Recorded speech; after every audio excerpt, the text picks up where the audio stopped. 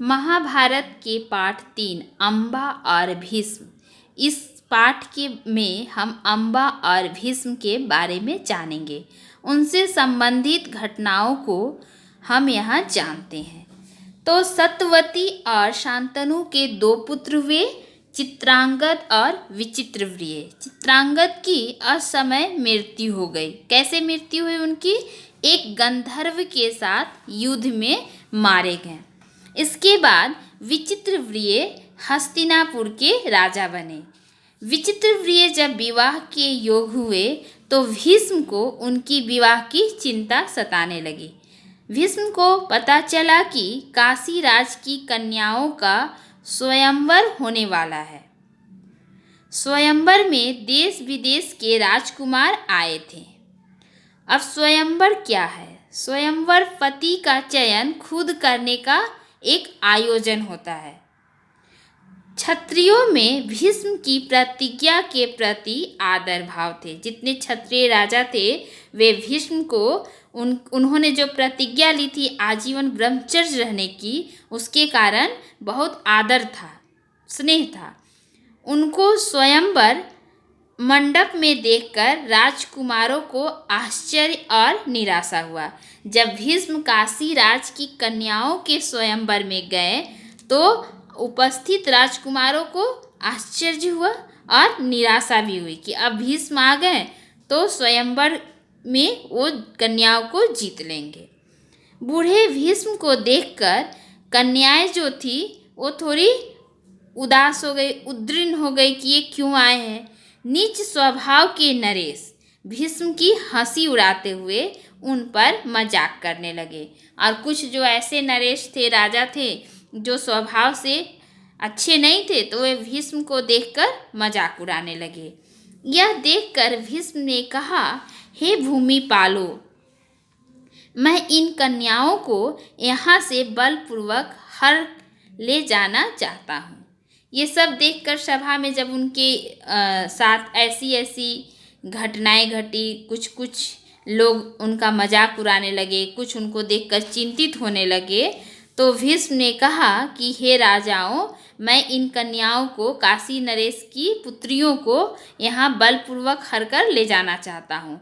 तुम लोग अपनी पूरी शक्ति लगाकर मुझे रोकने का प्रयत्न करो या रोक लो। ऐसा कहकर भीष्म ने काशी राज की तीनों कन्याओं को उठाकर रथ में बैठा लिया और हस्तिनापुर की ओर चल दिए। अब काशी राज की 3 कन्याएं थी, जिसमें बड़ी कन्या जो सबसे बड़ी थी वो उसका नाम था अम्बा। वह मन ही मन सौव देश के राजा शालव का वरण कर चुकी थी। मतलब वह मन ही मन सौव देश के जो राजा सालव थे उनको अपना पति मान चुकी थी, उनको मन में मान चुकी थी। सालव बड़ा वीर राजा था। जो सालव जो था वो वीर थे। उसने भीष्म को रोकने का प्रयास किया। दोनों में युद्ध हुआ। भीष्म ने शालव को हरा दिया, किंतु काशीराज की कन्याओं की प्रार्थना पर उसे जीवित छोड़ दिया। जब शालव हार गए तो काशी नरेश की जो कन्याएं थी उन्होंने प्रार्थना की भीष्म से और भीष्म ने उन्हें जीवित छोड़ दिया। जब इन कन्याओं का विचित्रवीर्य से विवाह का आयोजन होने लगा तब अम्बा ने अकेले में एकांत में ले जाकर भीष्म से कहा, गंगे यानी गंगा के पुत्र, मैंने अपने मन में सौव देश के राजा शालव को अपना पति मान लिया था। अम्बा जो उनकी काशी नरेश की बड़ी पुत्री थी, उन्होंने भीष्म के सामने अपनी मन की इच्छा रखी। इसी बीच आप मुझे बलपूर्वक यहाँ ले आए। मेरे मन की बात जानने के बाद आप मेरे बारे में जो उचित समझे वह करें। अम्बा ने उनको अपने मन की बात बताई और उनसे कहा कि आपको जो सही लगता है आप वही करिए। भीष्म ने अम्बा की बात को उचित मानते हुए उसे सम्मानपूर्वक सालव के पास भेज दिया। अब जब भीष्म को पता चला तो उन्होंने इज्जत से सालव के पास किसको भेज दिया? अम्बा को भेज दिया। अब बची उनकी 2 बहनें अंबिका और अंबालिका। और उन दोनों का विवाह किसके साथ हो गया? विचित्रवीर्य के साथ हो गया। अम्बा ने सौव देश पहुंचकर शालव से कहा, राजन, मैं आपको ही अपना पति मान चुकी हूँ। मेरे अनुरोध से भीष्म ने मुझे आपके पास भेजा है। जब अम्बा वहाँ गई तो उन्होंने शालव को बताया कि मैं पहले ही आपको अपना पति मान चुकी थी और मैंने भीष्म से यह कहा और अनुरोध किया तो उन्होंने मुझे इज्जतपूर्वक आपके पास भेज दिया है। आप मुझे अपनी पत्नी स्वीकार कर ले। शालव ने अम्बा को अपनाने से मना कर दिया। अब वो जो शालव थे, सौव देश के राजा, वो उनसे अपनी पत्नी बनाने के लिए क्या कर चुके? नहीं माने। उसने अम्बा से कहा कि सारे राजकुमारों के सामने भीष्म ने मुझे युद्ध में पराजित किया है और तुम्हें बलपूर्वक हरण करके ले गए हैं। शालव ने कहा कि सभी राजकुमारों के सामने भीष्म ने क्या किया? उन्हें युद्ध में पराजित कर दिया और तुम्हें बलपूर्वक हर कर ले गए हैं। इतने बड़े अपमान के बाद मैं तुम्हें कैसे स्वीकार कर सकता हूँ? अब इतना अपमान हो गया उनका तो वे उन्हें स्वीकार करने की इच्छा उनके अंदर नहीं थी। वो बोले, मैं तुम्हें स्वीकार नहीं कर सकता हूँ। तुम्हारे लिए यही सही है कि तुम भीष्म के पास जाओ और उनकी सलाह के मुताबिक वही करो जो वे तुम्हें कहें। अम्बा ने लौटकर भीष्म को शालव का उत्तर बताया। जो शालव ने कहा वह अम्बा ने फिर भीष्म को बताया। भीष्म ने विचित्रवीर्य से अम्बा के साथ विवाह करने के लिए कहा। अब भीष्म भी क्या करते? वो तो आजीवन ब्रह्मचर्य रहने की प्रतिज्ञा कर चुके थे, अतः वो तो अम्बा से विवाह कर ही नहीं सकते थे। तो उन्होंने अपने विचित्रवीर्य को कहा कि तुम इससे विवाह कर लो, पर विचित्रवीर्य भी अम्बा के साथ विवाह करने के लिए तैयार ही नहीं हुए। इस परिस्थिति में अम्बा ने भीष्म से कहा कि मैं तो दोनों ओर से ही गई। अब अम्बा ना तो उन्हें शालव अपना रहे थे और न विचित्रवीर्य। अब वो क्या करती? अब उनका तो जीने का कोई सहारा ही नहीं रहा। तो उन्होंने भीष्म से कहा कि आप मुझे हर लाए हैं, अतः आपका यह कर्तव्य है कि अब आप मेरे साथ विवाह कर ले। तो भीष्म ने उन्हें अपनी प्रतिज्ञा के बारे में बताया और कहा कि मैं आजीवन ब्रह्मचर्य रहने का प्रतिज्ञा कर चुका हूँ, अतः मैं आपसे विवाह नहीं कर सकता। विचित्रवीर्य को समझाया पर वह अभी भी नहीं माना। अम्बा को पुनः शालव के पास उन्होंने भेज दिया, किंतु उसने दूसरों की जीती हुई अम्बा को स्वीकार करने से फिर मना कर दिया। अम्बा 6 वर्ष तक इसी प्रकार घूमती रही। अपने दुख का कारण वह भीष्म को मानती हुई प्रतिशोध की ज्वाला से जल उठी।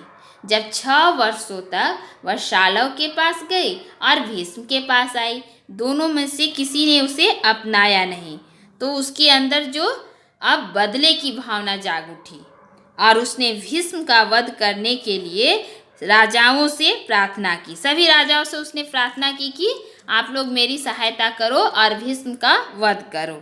पर राजा तो भीष्म के नाम से ही डरते थे, क्योंकि भीष्म इतने शक्तिशाली थे कि दूसरे देश के राजा उनके नाम से ही डरते थे, तो उनकी सामना करने की हिम्मत किसी में नहीं थी। तब अम्बा परशुराम की शरण में गई। अम्बा ने परशुराम से कहा कि ब्राह्मण वीर, मेरी प्रार्थना केवल यही है कि आप भीष्म से युद्ध करें। अब अम्बा परशुराम के पास जाती है और उनसे यह प्रार्थना करती है कि आप भीष्म से युद्ध कीजिए। मैं भीष्म के वध की भीख मांगती हूँ, मतलब मेरी यही इच्छा है कि किसी भी तरह भीष्म का वध हो जाए, यानी उनकी मृत्यु हो जाए। भीष्म परशुराम के शिष्य थे। अब भीष्म कौन थे? परशुराम के शिष्य थे। परशुराम ने भीष्म से विवाह के लिए कहा। परशुराम ने जब अम्बा की सारी बात जानी तो उन्होंने भी भीष्म से कहा कि तुम अम्बा से विवाह कर लो, लेकिन भीष्म ने अस्वीकार कर दिया। उसे नहीं माने कि मुझे विवाह नहीं करना है।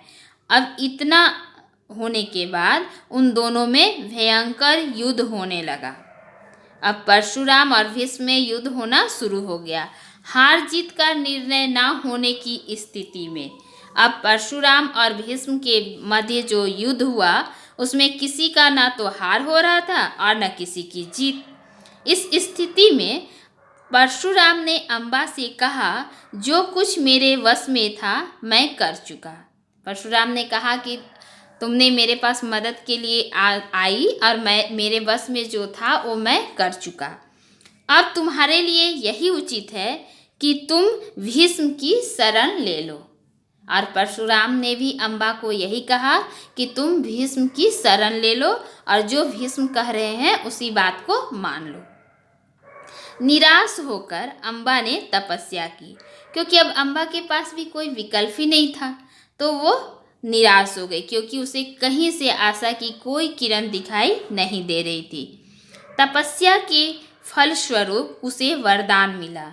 जब वह तपस्या करने लगी तो उसकी इच्छा तो एक ही थी कि भीष्म का वध हो जाए।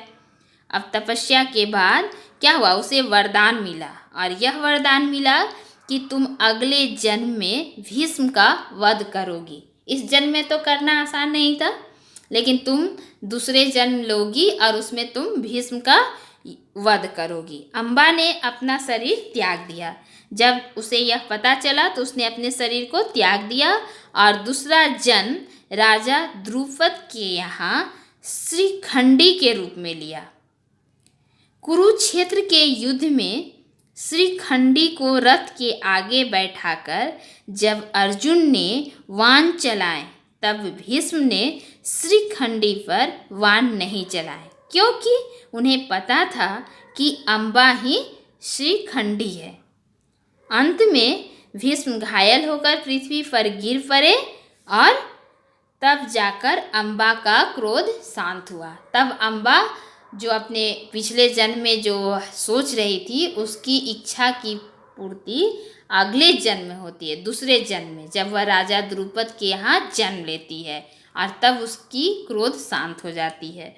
इस प्रकार इस पाठ में हम अम्बा और भीष्म के बारे में जानते हैं कि दोनों के बीच में किस तरह तरह की घटनाएं घटित हुई और क्या क्या उनके साथ हुआ, किस प्रकार अम्बा भीष्म के मृत्यु का कारण बनी।